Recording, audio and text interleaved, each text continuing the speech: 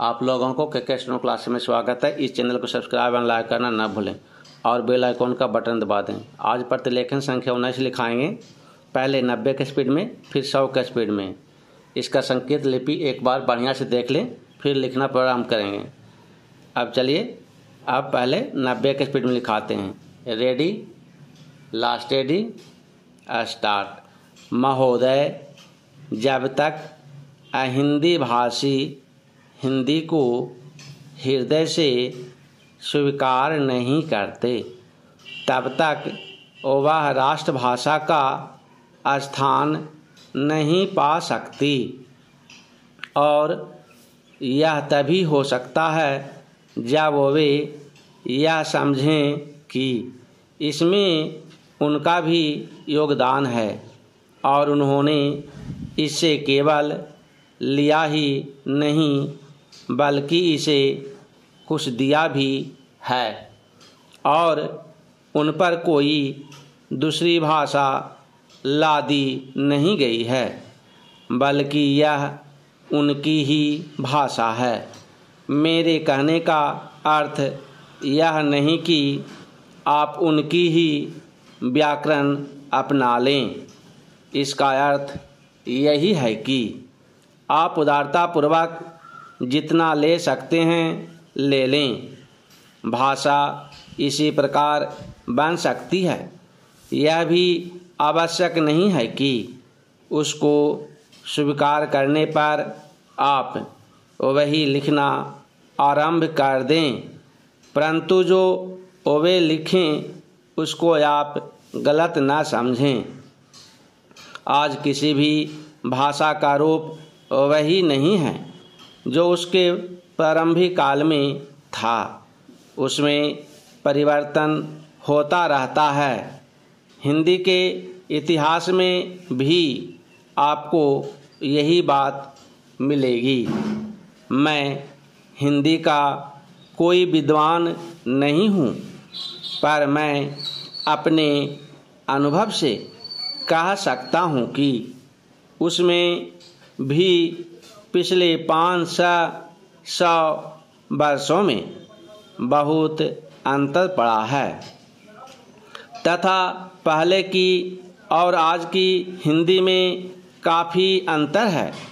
इसलिए नवयुग में जब वह देश की भाषा बनने जा रही है तो उसमें थोड़ा अंतर करना भी पड़े तो वह स्वीकार कर लेना चाहिए, जिससे उसका अन्य प्रदेशों के लोगों के साथ मेल बैठ जाए।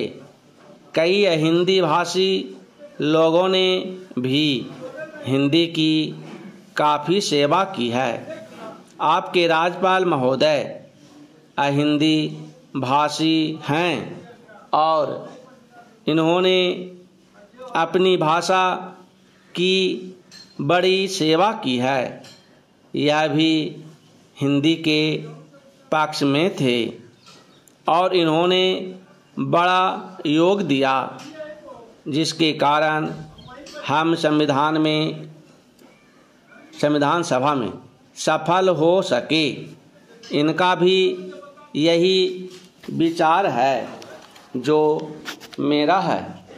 मैं चाहता हूँ कि इनको भी हिंदी की सेवा करने का अवसर दिया जाना चाहिए। उसका फल हिंदी के लिए और देश के लिए अच्छा ही होगा। पहला चेंज।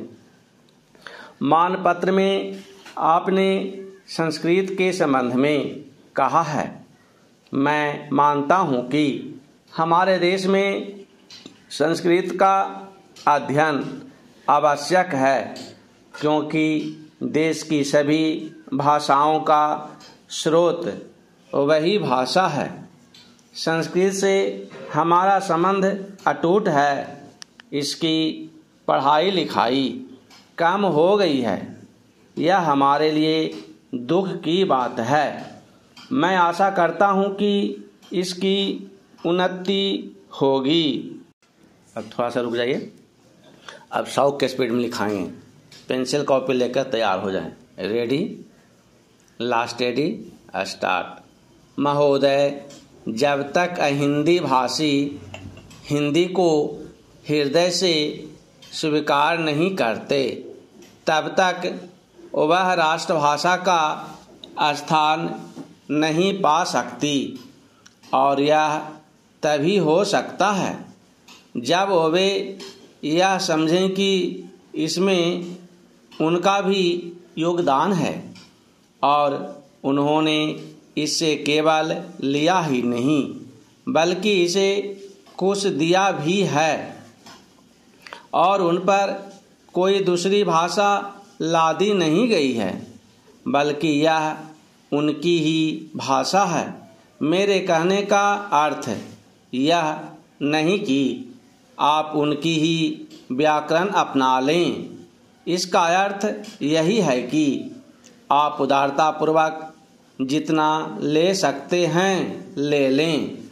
भाषा इसी प्रकार बन सकती है, यह भी आवश्यक नहीं है कि उसको स्वीकार करने पर आप वही लिखना आरंभ कर दें, परंतु जो वे लिखें उसको आप गलत न समझें।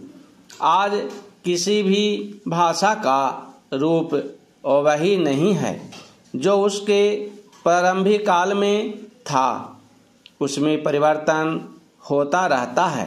हिंदी के इतिहास में भी आपको यही बात मिलेगी। मैं हिंदी का कोई विद्वान नहीं हूँ, पर मैं अपने अनुभव से कह सकता हूँ कि उसमें भी पिछले 500 वर्षों में बहुत अंतर पड़ा है तथा पहले की और आज की हिंदी में काफ़ी अंतर है।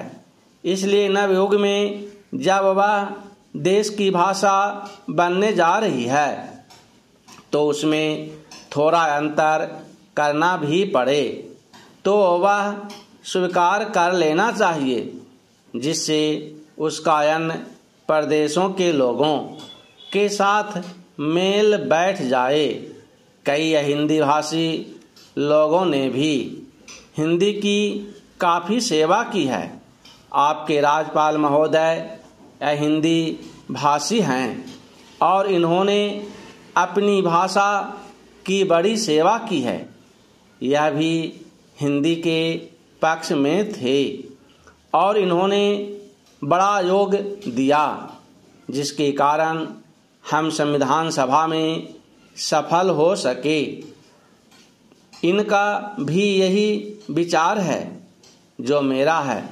मैं चाहता हूँ कि इनको भी हिंदी की सेवा करने का अवसर दिया जाना चाहिए। उसका फल हिंदी के लिए और देश के लिए अच्छा ही होगा। Para change. मानपत्र में आपने संस्कृत के संबंध में कहा है, मैं मानता हूँ कि हमारे देश में संस्कृत का अध्ययन आवश्यक है, क्योंकि देश की सभी भाषाओं का स्रोत वही भाषा है। संस्कृत से हमारा संबंध अटूट है। इसकी पढ़ाई लिखाई कम हो गई है, यह हमारे लिए दुख की बात है। मैं आशा करता हूँ कि इसकी उन्नति होगी।